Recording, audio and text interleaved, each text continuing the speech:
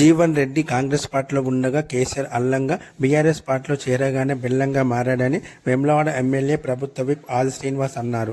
ఈరోజు జిల్లా కాంగ్రెస్ పార్టీ కార్యాలయంలో ఏర్పాటు చేసిన మీడియా సమావేశంలో మాట్లాడుతూ జీవన్ రెడ్డి మాట్లాడిన మాటలను చూస్తే నవ్వాలో ఏడవాలో అర్థం కావడం లేదని, జీవన్ రెడ్డి చేసిన వ్యాఖ్యలను పూర్తిగా ఖండిస్తున్నట్లు తెలిపారు. హైకోర్టు ఎక్కడ కూడా పీసీ ఘోష్ కమిషన్ ఇచ్చిన నివేదికను తప్పు పట్టలేదని, జీవన్ రెడ్డి తీర్పు చదివి మాట్లాడాలని సూచించారు. పేరున నమస్కారాలు. నిన్నటి రోజు సిరిసిల్లలో జీవన్ రెడ్డి గారి కామెంట్ చూసిన తర్వాత తెలంగాణ రాష్ట్ర సమితి ప్రధాన కార్యదర్శి హోదాలో వారు మాట్లాడినటువంటి మాటల్లో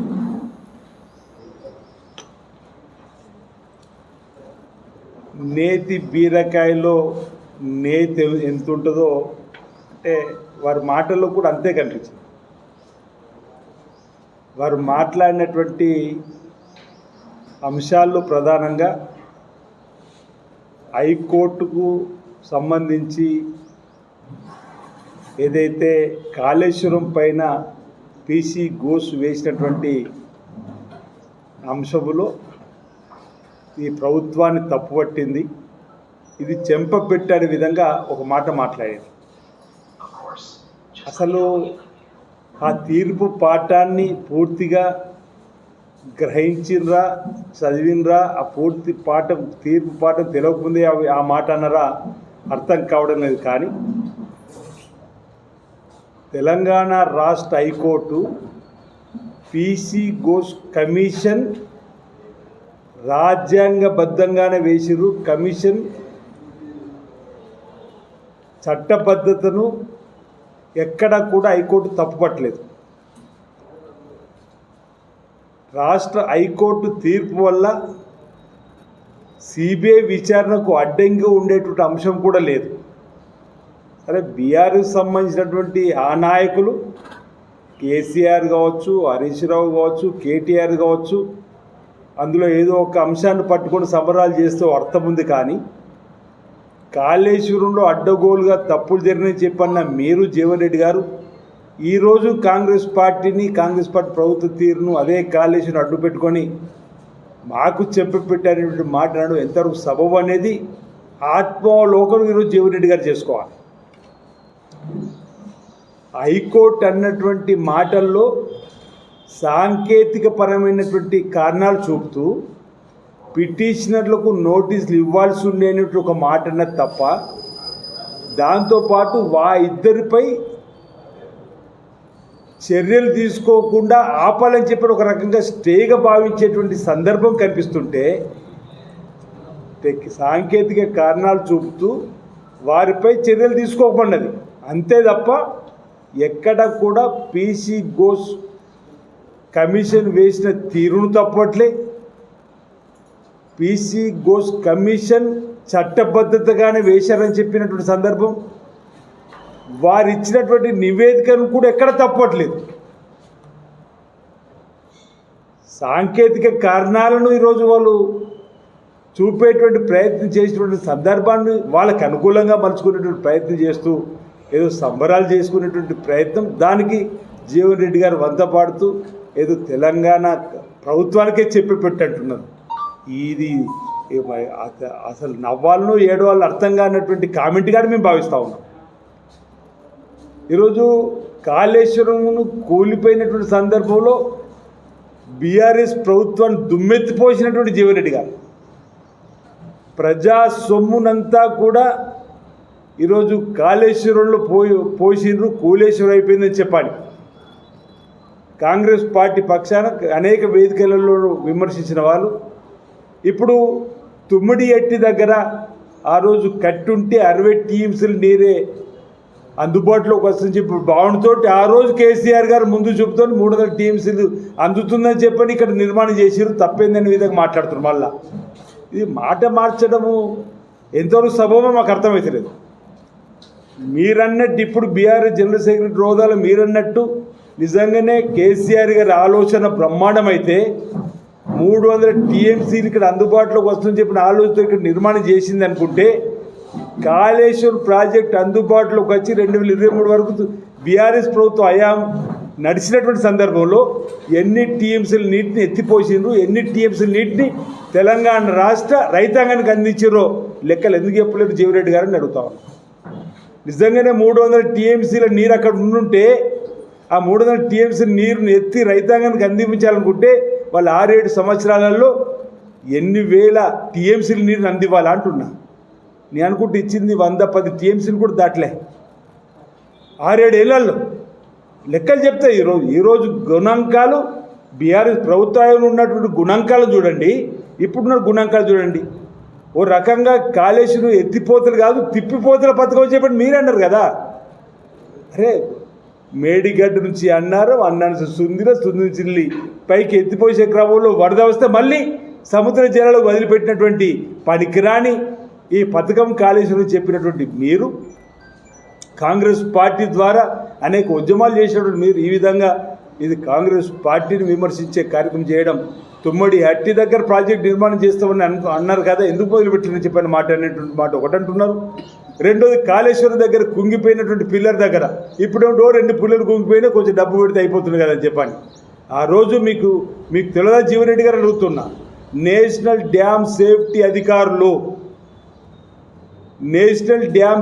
అధికారులు మేము చెప్పేదాకా ఒకవేళ వారు చెప్పకంటే ముందు మొదలు పెడితే మళ్ళీ ఏమన్నా అయితే ఇదే బీఆర్ఎస్ పట్టి గగ్గోలు పడే అవకాశం ఉంటుంది. కాబట్టి ఈ నేషనల్ డ్యామ్ సేఫ్టీ అధికారులు చెప్పిన సూచనల ప్రకారం ముందుకు పోతాం. రాష్ట్ర ప్రభుత్వం లేఖలు అందించి లేఖలు ఇవ్వడము, మా ఉత్తమ్ కుమార్ రెడ్డి గారు, రేవంత్ రెడ్డి గారు ముఖ్యమంత్రులు వెళ్ళి వాళ్ళకి కలిసి మాకు ఏ విధంగా ముందుకు పోవాలనో మీరు అనుమతి ఇవ్వండి చెప్పండి. ఎన్డీఎస్సీ అనుమతులు ఇవ్వకపోవడం వల్ల ముందుకు పోలేము తప్ప ఈరోజు ఎన్డీఎస్సీ మీరు ముందుకు వెళ్ళమని మరమ్మతులు చేయమని చెప్పిన తర్వాత తెలంగాణ రాష్ట్ర ప్రభుత్వం చేయకపోతే కావాలని జాప్యం చేస్తుందని చెప్పడానికి ఓ అర్థం ఉంటుంది. ఎన్డీఎస్ఏనే అనుమతి ఇవ్వనప్పుడు ఏ విధంగా ముందుకు పోతామంటున్నాం. నేను జీవనరెడ్డి ఒక మాట అంటారు, అటు సాయిల్ టెస్ట్ కూడా చేస్తున్నారు, అక్కడ ఏ పనులు చేస్తారని చెప్పండి. ఎన్డీఎస్సీ అనుమతి వచ్చిన తర్వాత తప్పనిసరిగా అక్కడ మళ్ళీ మొన్న మా ముఖ్యమంత్రి గారు, నీటిపారుదల శాఖ మంత్రులు గారు కాటర్లు కూడా పెద్ద బహిరంగ సభ పెట్టినప్పుడు కూడా చెప్పడం జరిగింది. అక్కడికి వెళ్ళిండ్రు, చూసిండ్రు. ఎన్డీఎస్సీ ఇచ్చేటువంటి అనుమతుల ఆధారంగా వెళ్ళాలి. కూలిపోయిన కుంగిపోయిన అవినీతి అక్రమాలతో ఏటీఎంగా మార్చుకున్నటువంటి కాళేశ్వరం బీఆర్ఎస్ యొక్క పాపపు పరిపాలన, వారి యొక్క నలుగురికి సంబంధించినటువంటి అక్రమ సంపాదన సంబంధించిన అంశాన్ని చెప్తూ ఇప్పుడు మరమ్మతు చేసుకొని ఎన్డీఎస్సీ ద్వారా దాన్ని తిరిగి ఉపయోగం తీసుకురావాలని చెప్పని ప్రయత్నం చేస్తున్నటువంటి సందర్భాన్ని తప్పుపట్టే విధంగా మాట్లాడితే ఎలా అని అడుగుతున్నాం. తప్పనిసరిగా బరాబర్ తుమ్మిడిహట్టి దగ్గర కూడా కొత్త ప్రాజెక్ట్ నిర్మాణం చేయాలని చెప్పని ఉత్తమ్ కుమార్ రెడ్డి గారు, రేవంత్ రెడ్డి గారు సర్కార్ కంకణం కట్టుకున్నది. ఆ కోడలో ముందుకు పోతాం. ఆ రోజు వైఎస్ రాజశేఖర్ గారు ప్రాణితి చేవెళ్ళలో భాగంగా 36,000 కోట్లతో పూర్తి అయ్యేటువంటి పథకం మీరు అక్కడ ప్రాణితి దగ్గర కట్టక ఇది 148 నేను చూసిన 148 మీటర్లకే వాడుకోవచ్చు. మహారాష్ట్ర ప్రభుత్వం అనుమతించలేదు. ఇక్కడ 300 టీఎంసీ దొరుకుతుందని చెప్పిన కేసీఆర్ వేయండు బ్రహ్మాండమైన పథకం. ఆ రోజు ఎందుకు కాంగ్రెస్లో ఉన్నప్పుడు తప్పుపట్టిరు, ఈరోజు ఎందుకు మెప్పు కోసం మాటలుగా మెచ్చుకుంటున్నారో ప్రజలకు రైతాంగానికి సమానం చెప్పాలి.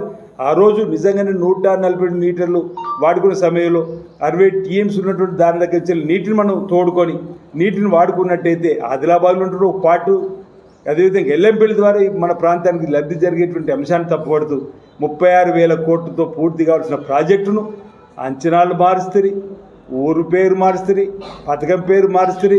అక్రమ సంపాదన కోసం ఈరోజు ఏటీఎంగా మార్చినటువంటి కాళేశ్వరం ఈరోజు దానికి డిజైన్కు మంత్రివర్గంలో ఉన్నటువంటి డిజైన్లలో కూడా తప్పు ఎత్తి చూపేటువంటి సందర్భాలు ఇన్ని 60,000 కోట్లతో పూర్తి అయ్యేటువంటి పథకం మీరు అక్కడ ప్రాణితి దగ్గర కట్టక ఇది 148 నేను చూసిన 148 మీటర్లకే వాడుకోవచ్చు.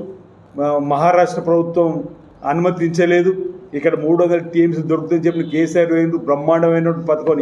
ఆ రోజు ఎందుకు కాంగ్రెస్లో ఉన్నప్పుడు తప్పుపట్టిరు, ఈరోజు ఎందుకు మెప్పు కోసం మాటలుగా మెచ్చుకుంటున్నారో ప్రజలకు రైతాంగానికి సమానం చెప్పాలి. ఆ రోజు నిజంగానే 148 మీటర్లు వాడుకునే సమయంలో 60 టీఎంసీ ఉన్నటువంటి దాని దగ్గర వచ్చి నీటిని మనం తోడుకొని నీటిని వాడుకున్నట్టయితే ఆదిలాబాద్లో ఉంటున్న ఒక పాటు, అదేవిధంగా ఎల్లంపల్లి ద్వారా మన ప్రాంతానికి లబ్ధి జరిగేటువంటి అంశాన్ని తప్పుపడుతూ 36,000 కోట్లతో పూర్తి కావాల్సిన ప్రాజెక్టును అంచనాలు మారుస్తుంది, ఊరు పేరు మారుస్తుంది, పథకం పేరు మారుస్తుంది, అక్రమ సంపాదన కోసం ఈరోజు ఏటీఎంగా మార్చినటువంటి కాళేశ్వరం ఈరోజు దానికి డిజైన్కు మంత్రివర్గంలో ఉన్నటువంటి డిజైన్లలో కూడా తప్పు ఎత్తి చూపేటువంటి సందర్భాలు ఇన్ని జరుగుతూ ఉంటాయి. పీసీ ఘోష్ గారు సుప్రీంకోర్టుకు సంబంధించిన న్యాయమూర్తిగా వారు ఇచ్చినటువంటి సమాచారంపై వారు ఇచ్చినటువంటి నివేదిక ప్రకారం ఒకరు ఇక్కడే సిబిసిఐడి విచారణలో ఇక్కడ ఉన్నటువంటి సిఐడి ద్వారా విచారణ జరుపుతున్నామో కక్ష సాధింపు ధోరణితోటే ఈరోజు పీసీ ఘోష్ కమిషన్ వేసి మా బీఆర్ఎస్ ప్రభుత్వ ఆనాటి హయాంలో కేసీఆర్ను బదిలీ చేసే కార్యక్రమం చేస్తుందని చెప్పని ఎక్కడ ఈ కాంగ్రెస్ పార్టీ ప్రభుత్వానికి బదనం వస్తుందో అనేటువంటి ఆలోచనతోటి ఈరోజు సిబిఐ విచారణ జరుపని చెప్పి రాష్ట్ర శాసనసభలో తీర్మానం చేసి జీవో చేసి 8 మాసాలు అవుతుంది కేంద్ర ప్రభుత్వం బీజేపీకి సిబిఐ విచారణ జరపండి. వాళ్ళు సిబిఐ ముందుకు రారు, వాళ్ళు తప్పుపట్టండి. ఈరోజు సిబిఐ విచారణ జరపడానికి గల కారణం ఏంటంటే హరీష్ రావు గారు కేటీఆర్ బీజేపీ దగ్గర వాళ్ళ మడుగులొత్తే విధంగా ప్రయత్నం చేసుకుంటున్నారు. మమ్మల్ని కాపాడిన మహాప్రభు చెప్పంటేనే అవుతుంది చెప్పని ఒకవైపు రైతు ప్రజలు అనుకుంటుంటే ఈరోజు నిన్న క్యాబినెట్లో కూడా మీ చర్చ జరిపి ఈరోజు 8 మాసాలు అవుతుంది సిబిఐ విచారణ జరపని కేంద్ర ప్రభుత్వం పంపిస్తే ఈరోజు కేంద్ర ప్రభుత్వం ముందుకు రావడం లేదు. దానిపైన కూడా న్యాయ విచారణలో ముందుకు వెళ్ళాలి, మరోసారి లేఖ రాయాలని చెప్పి నిర్ణయం తీసుకున్నాం. ఈరోజు అడ్వకేట్ జనరల్ గారు కూడా ఈరోజు హైకోర్టుకి ఇచ్చిన తీర్పు సంబంధించిన సమాచారం కూడా చెప్పడం జరిగింది. హైకోర్టు పీసీ ఘోష్ కమిషన్ చట్టబద్ధతను కమిషన్ నియామకాన్ని తప్పుపట్టలేదు. రాజ్యాంగబద్ధంగానే పీసీ ఘోష్ కమిషన్ని రాష్ట్ర ప్రభుత్వం వేసింది. పీసీ ఘోష్ కమిషన్ కూడా జరిపినటువంటి విచారణలో ఉన్నటువంటి ఏ ఒక్క అంశాన్ని కూడా తప్పుపట్టలేదు. ఆ అంశంలో సిబిఐ విచారణకు మొన్నటి తీర్పు ఎలాంటి ఆటంకం కాదని చెబుతూ టెక్నికల్ అంశంలో 8వ సెక్షన్ ప్రకారం పిటిషనర్లకు నోటీసులు ఇచ్చేది ఉన్నటువంటి మాట, ఈ కోణంతో వారిపై చర్యలు తీసుకోమని చెప్పి అన్నటువంటి మాట అన్నదే తప్ప ఎక్కడా కూడా పీసీ ఘోష్కు సంబంధించినటువంటి రిపోర్టును కానీ పీసీ ఘోష్ నియామకాన్ని కానీ రాష్ట్ర హైకోర్టు తప్పుపట్టలేదని చెప్పిన మాట ఈ సందర్భంగా మీరు చెప్పే ప్రయత్నం చేస్తూ ఈరోజు మా రేవంత్ రెడ్డి గారిని చూస్తే భయపడుతున్నది ఎవరో మన 2023 ఎన్నికల్లో తేలిన తర్వాత కూడా ఈరోజు మా రేవంత్ రెడ్డి గారు కళ్ళల్లో కేసీఆర్ కూడా కనిపిస్తుంది చెప్పారా.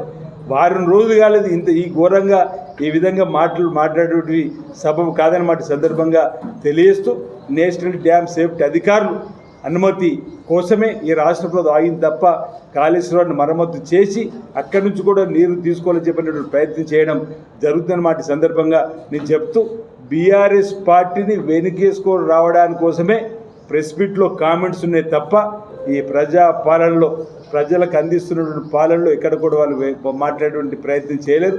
ఈరోజు మేము 6 గ్యారంటీలలో 5 గ్యారంటీలు అమలు చేసినాం. ఆ అంశాల ముందు మంచి ఏమైనా ఒప్పుకోండి. మీరు అనేక ఒప్పుకున్నారు కదా, అవును ఈ కాంగ్రెస్ పార్టీ మాట ఇస్తే తప్పది ఒకటి తర్వాత ఒకటి చేస్తున్నారని చెప్పండి. ఆడతల్లోకి ఆర్టీసీ బస్సులు ఉచిత ప్రయాణం మొదలైంది. ఇప్పటి వరకు ఇంచుమించు 9,000 నుంచి 9,500 కోట్ల వరకు 300 కోట్ల జీరో టికెట్ల ప్రయాణాలు జరిగినాయి. ఆధార్ కార్డు ఉంటే ప్రయాణాలు జరుగుతున్నాయి. 200 యూనిట్లు కాల్చుకునే వారికి ఉచితంగా కరెంట్ ఇస్తున్నాం. గృహజ్యోతి అమలైంది. రైతు రుణమాఫీ 2 లక్షల లోపల అందరికీ రుణమాఫీ చేసినామని చెప్పి మీరే బల్లగుద్ది చెప్పారు అనేక సందర్భాల్లో. మళ్ళీ ఇప్పుడు రుణమాఫీ కాలేదంటున్నారు. 20,650 కోట్లు రుణమాఫీ అయింది. ఆ రోజు మీరు అన్నారు 10 రేషన్ కార్డు ఇవ్వలేరని. మీరు రేషన్ కార్డులు ఇచ్చినాము, సన్న బియ్యం ఇస్తున్నాం. మీరే గొప్ప పథకమని సిఎల్పి మీటింగ్లో మీ స్వయంగా మీ ముందు అంత్యంత అనుభవం కలిగిన వీరు సిఎల్పిలు అన్నారు సన్న బియ్యం పథకం సూపర్, ప్రజలలో వెళ్ళింది, పేద ప్రజలందరూ కూడా కాంగ్రెస్ పార్టీ దేవుళ్ళు ఇస్తున్నారు చెప్పన్నారు. ఇన్ని పథకాలు ప్రారంభమైన తర్వాత ఇందిరం ఇండ్లు ఆ 10 ఏళ్ళలో ఒక్కరికి ఇందిరం ఇవ్వలేరు, మనం వచ్చిన తర్వాత ఇందిరం ఇల్లు ఇస్తున్నారు, పేద ప్రజానికలు జేజేలు కొడుతున్నారు మనకని చెప్పన్నారు. ఈరోజు ఇన్ని 5 గ్యారెంటీలు అమలయ్యి ఒక గ్యారెంటీ అమలు కావాల్సి ఉంది. అది కూడా కాంగ్రెస్ పార్టీ మాటిస్తే తప్పది అమలు చేస్తాం. జీవన్ రెడ్డి గారు పెద్దలు, ఆయన గౌరవిస్తామని చెప్పని మేము పదే అనేక సందర్భాలు చెబుతుంటే ఈ విధంగా వారి మేము ఒక రకంగా వారి వయసు గౌరవిస్తున్నాం, వారంటే గౌరవం ఉంది చెప్తున్నాం. కానీ ఈ విధంగా ఆడిపోసుకున్నటువంటి మాటలు ప్రజా పాలన అందిస్తున్నటువంటి ఈరోజు సంక్షేమం ఆగిందంటున్నాడు, అభివృద్ధి ఆగిందంటున్నాడు. సంక్షేమం ఓవైపు అంటే వారి మాటలలో రేవంత్ రెడ్డి గారి సర్కార్ అభివృద్ధి ఒక కన్ను, సంక్షేమం మరో కన్ను, 2 కళ్ళలాగా ఈ రాష్ట్రాన్ని అప్పుల కుప్ప రాష్ట్రంగా మార్చిపోయిన కేసీఆర్ రూపంలో ఇచ్చినటువంటి నష్టాన్ని అప్పును కూడా ఇప్పుడు బాధను దిగమింగి ఈరోజు ఇన్ని కార్యక్రమం చేసుకుంటూ 2 సంవత్సరంగా పరుగులెత్తించే విధంగా ప్రయత్నం చేస్తుంటే జీవన్ రెడ్డి గారు సూటిగా మేము అడుగుతున్నాం. 2014లో 75,000 కోట్ల అప్పుతో 16,000 కోట్ల నిల్వతో ఏటా 6,000 కోట్ల వడ్డీ కట్టుకోమని చెప్పింది శ్రీమతి సోనియా గారు తెలంగాణ ఇచ్చిన రోజు.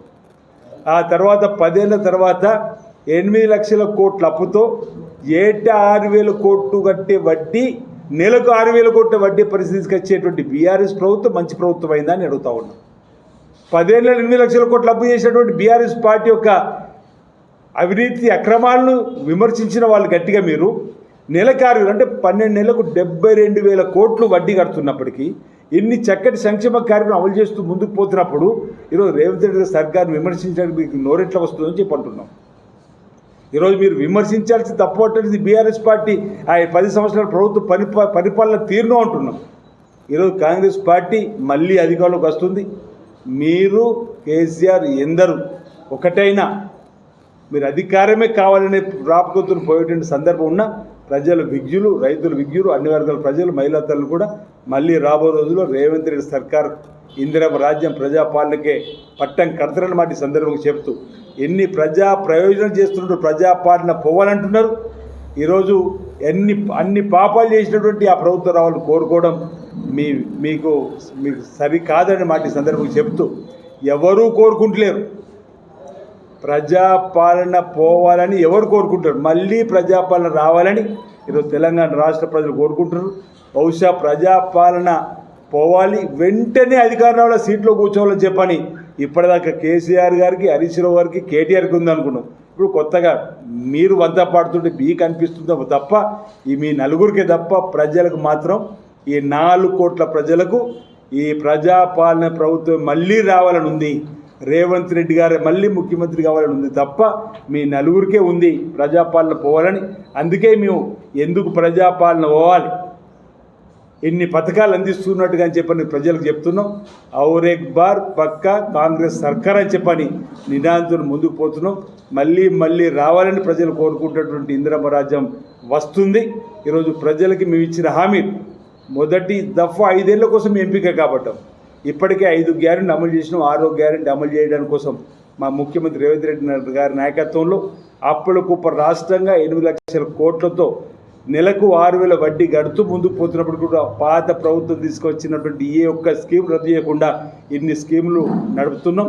ఓవైపు సంక్షేమం, మరోవైపు అభివృద్ధి, 2 సమాంతరంగా రెండు కళ్ళలాగా ఈ తెలంగాణ ముందుకు తీసుకొని పోతున్న మాట ఈ సందర్భంగా తెలియజేస్తూ జీవన్ రెడ్డి గారి విమర్శలను, కామెంట్స్ తప్పుపడతాం తీవ్రంగా మీ సందర్భంగా ఖండిస్తా ఉన్నాం.